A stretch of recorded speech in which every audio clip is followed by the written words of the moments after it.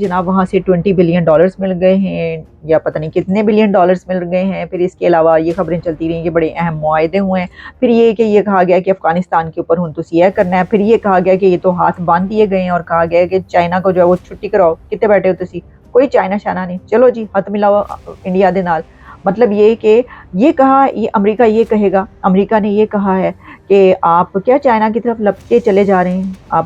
आप चाइना को जो है एक अपनी हद में रखें और इंडिया के साथ आप हाथ बढ़ाएं, उनके साथ ताल्लुकात बनाएं, उनके साथ ताल्लुकात इंडिया के साथ अच्छे करें। अगर आपने तरक्की करना है और अगर आपने आगे बढ़ना है और हमसे भी मदद लेनी है, अगर आप हमारे पास आए और हमसे आपको कुछ चाहिए तो पहले आप इंडिया के साथ ताल्लुकात बेहतर करें। एजुकेशन सिस्टम हमारा खराब है, इकोनॉमी हमारी खराब है, फॉरेन पॉलिसी हमारी खराब है, दिमाग भी हमारा ही खराब है, और उसके बाद हम किसी चीज को ना मानने को तैयार हैं और ना सुधरने को तैयार हैं। हाँ, मगर ये जरूर है कि इस चक्रों में लगे हुए हैं कि किसी तरीके से जो है वो भारत से बातचीत हो जाए और भारत के साथ ट्रेड खुल जाए। चले ट्रेड फर्स्ट करें, ट्रेड खुल गई पाकिस्तान की, इंडिया के साथ ट्रेड ओपन हो गई तो भारत तो हमें 10 चीजें भेज देगा। कभी उनके यहाँ तो बहुत सी चीजें बनती हैं, बहुत सी ऐसी चीजें, चाहे वो आईटी की हो, चाहे वो कंप्यूटर की, बहुत सी चीजें उनके यहाँ ऐसी हैं, खाने पीने की, मेडिसिन, वट वो भेज देंगे।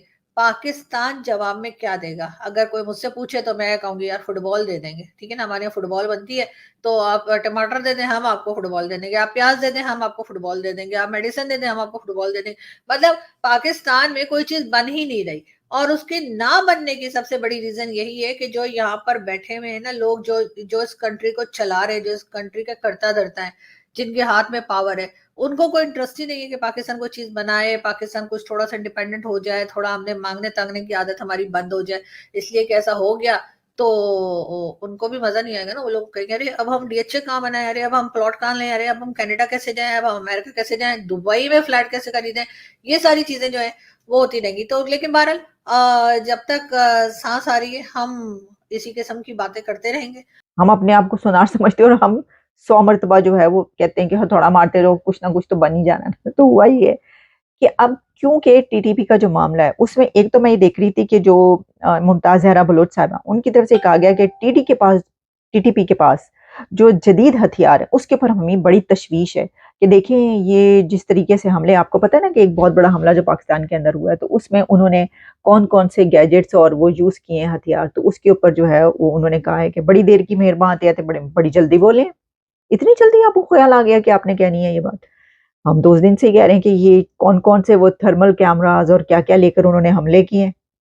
तो उसके ऊपर ये कहा गया पाकिस्तान की तरफ से कि कलअदम टीटीपी की जानिब से दहशतगर्दी के लिए जो जदीद हथियार इस्तेमाल हो रहे हैं, उसमें जो है वो हमारे खिलाफ हमारे दुश्मन कंट्रीज़ जो हैं, तो देखिए उनकी जो है वो हेल्प शामिल है और वो गली-गली घुस के जो मार रहे हैं और जो कुछ हो रहा है वो तो आपको पता ही है।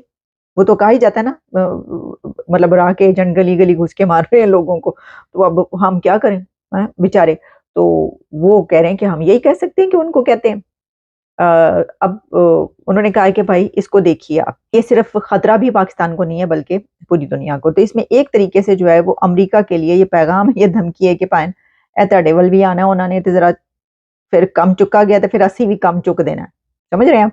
अच्छा, फिर इसमें इन्होंने कहा है, जो हमारे मंदूब साहब हैं, मुनीर अकरम साहब, ठीक है जी, उसमें जो सिक्योरिटी काउंसिल है, वहाँ पे वो ये मामला ले गए हैं और उन्होंने कहा कि पाकिस्तान ने अफ़गान सरज़मीन से दहशतगर्द हमलों का मामला सलामती काउंसिल में उठा दिया है और इसमें उन्होंने ये कहा है कि अफ़गानिस्तान के लिए ये ख़तरा है, ना सिर्फ़ बल्कि ये जो है ये इस खत्ते के लिए ख़तरा है और अमेरिका से लेकर और वहाँ तक जो है सारा ये सिलसिला है।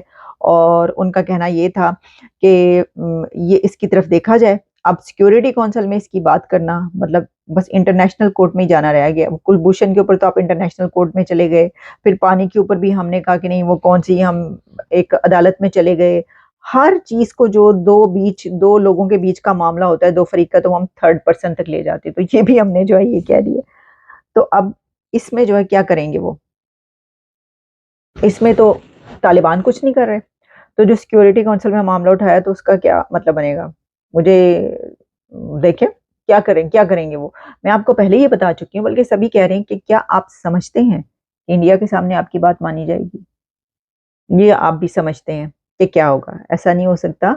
एक बड़ी ताकत, एक ऐसा मुल्क जिसकी से है, जो इस वक्त जो है जहाँ पर सिलिकॉन वैली उसका शहर एक बनने जा रहा है, पूरी दुनिया का बिजनेस वहां पर उठ उठ के आ रहा है। और उन्होंने देख लिया है कि अब हमारा नेक्स्ट जो किबला व काबा है वो इंडिया है। पूरी दुनिया ये कह रही है कि अगला किबला व काबा इंडिया है। तो फिर तुसी जो करना है कर लो। एक तरफ ये, और दूसरी तरफ मुल्क के अंदर बलोचों के ऊपर जो कुछ हो रहा है वो आप जानते हैं। वो जो कह रहे थे कि उनको छोड़ा गया, तो वो अब खबर ये आ रही है कि उनको छोड़ा नहीं गया, बल्कि उनको कहा जा रहा है कि वापस जाओ, वापस अपने उधर जो है वहां पे भेजा जा रहा है। ये सिचुएशन है। और इसमें जो वो है कि सरफराज बंगलजई जो कलदम तरीके वो है जो कि बीएनए का लीडर, वो अपने 70 साथियों के साथ जो है कौमी धारे में शामिल हुआ है। तो उस पे बड़ा उसको कहा जा रहा है कि बहुत अच्छा इकदाम है कि एक ऐसी जमात के जो मतलब हमले कर रही थी, और हमले रुक जाएंगे, अब कम ही हो जाएंगे चलें, क्योंकि एक जो ऐसा ग्रुप था उसने हथियार डाल दिए और वो कौमी धारे में आने के लिए तैयार है। लेकिन इससे पहले जिन्होंने हथियार डाले थे वो चुप करके पतली गली से जेलें फाड़ फाड़ के, जेलें तोड़ तोड़ के, निकल निकल के भागते रहे हैं। फाइन, इनको ना जिस जहां भी रखिएगा वहां पे ताले शाले लगा दीजिएगा, ये मैं आपको बता रही हूँ। हम इन लोगों को कोशिश करेंगे कि शायद इनको कोई ख्याल आ जाए और ये कुछ कंट्री के लिए सोच लें, कुछ बेहतर सोच लें और पाकिस्तान के लिए कुछ बेहतर हम कर पाए। लेकिन जब तक मतलब मेरे जैसे जर्नलिस्ट हैं और दूसरे कई जर्नलिस्ट हैं जो मुझसे कहीं बेहतर काम करते हैं, मैं तो खैर इतना ज्यादा नहीं, आपको पता है मैं कोई इंटेलेक्चुअल जैसी बातें मैं नहीं करती हूँ, मेरी सीधी सीधी बातें होती हैं। बहुत से लोग कहते हैं ये तो इंटेलेक्चुअल नहीं, तो मैंने कब दावा किया जी कि मैं इंटेलेक्चुअल हूँ, और ना ही मुझे शौक है बनने का। मैं एक आम पब्लिक हूँ, मैं एक पाकिस्तान की आम सिटीजन हूँ और मैं एक आम तरीके से ही बात करती हूँ। अगर आप लोगों को, जो लोग मुझे इंटेलेक्चुअल ना होने का ताना दे रहे हैं, अगर उन्हें कोई प्रॉब्लम है तो भाई आपका बहुत शुक्रिया, मुझे आपके मशवरे की जरूरत नहीं। लेकिन हाँ, ये जरूर है कि जो आम सिटीजन पाकिस्तान का है वो सुकून से रहना चाहता है, वो कोई लड़ाई झगड़ा नहीं चाहता, वो टेररिज्म नहीं चाहता, और वो ये भी नहीं चाहता कि हम भारत के साथ बार बार पंगे लेते रहें। क्योंकि हमें पता है कि हर बार तो हम छितर खा खा के वापस आए हैं। तो इस बार तो अब और ज्यादा मोदी जी ने इकोनॉमी को भी अच्छा कर लिया है, साथ साथ मोदी जी ने फॉरेन पॉलिसी और हर चीज के ऊपर काफी हद तक जो है वो कंट्रोल कर लिया है। तो इस बार जो छितर पड़ेंगे ना, तो भाई हाय हाय निकल जाएगी। ये याद रखिएगा, ये मैं उन लोगों से कह रही हूँ वो जो हर वक्त पंगे लेने की बातें करते रहते हैं। पाकिस्तान के पूर्व प्रधानमंत्री नवाज शरीफ ने मंगलवार को कहा कि न तो भारत और न ही अमेरिका नकदी संकट से जूझ रहे देश के दुखों के पीछे है, लेकिन हमने अपने पैरों पर खुद ही कुल्हाड़ी मारी है। पाकिस्तान मुस्लिम लीग नवाज पीएमएनएल के टिकट के दावेदारों के साथ बातचीत के दौरान पार्टी सुप्रीमो ने बताया कि उन्हें 1993, 1999 और 2017 में 3 बार सत्ता से बेदखल किया गया था। बता दें, नवाज प्रधानमंत्री पद के अहम दावेदार माने जा रहे हैं। शरीफ ने कहा, आज पाकिस्तान जहां पहुंच गया है वह भारत, अमेरिका, यहां तक कि अफगानिस्तान ने भी नहीं किया। वास्तव में हमने अपने ही पैरों पर कुल्हाड़ी मार ली है। उन्होंने 2018 के चुनावों में धांधली करके इस देश पर एक सरकार थोप दी, जिससे लोगों को परेशानी हुई और अर्थव्यवस्था गिर गई। 73 साल के नेता ने सैन्य तानाशाहों को वैध ठहराने के लिए जजों की भी आलोचना की है। उन्होंने कहा, जब वे संविधान तोड़ते हैं तो न्यायाधीश उन्हें सैन्य तानाशाहों को माला पहनाते हैं और उनके शासन को वैध बताते हैं। जब बात प्रधानमंत्री की आती है तो न्यायाधीश उन्हें पद से हटाने पर मुहर लगा देते हैं। न्यायाधीश भी संसद को भंग करके कृत्य को मंजूरी देते हैं। क्यों? पाकिस्तान मुस्लिम लीग नवाज सुप्रीमो ने 2017 में उन्हें सत्ता से बेदखल करने के मामले में पूर्व ISI प्रमुख जनरल फैज हामिद पर हमला बोला। उन्होंने कहा, उन लोगों के खिलाफ सुप्रीम कोर्ट में एक मामला खोला गया जिन्होंने कहा था कि अगर नवाज जेल से बाहर आएंगे तो उनकी 2 साल की मेहनत बर्बाद हो जाएगी। नवाज शरीफ हाल ही में लंदन से लौटे हैं और पाकिस्तान के इतिहास के इकलौते नेता भी हैं जिनकी सरकार का लगातार 3 बार तख्ता पलट हुआ। सोमवार को नवाज ने कहा, 1999 में मैं सुबह प्रधानमंत्री था और शाम को मुझे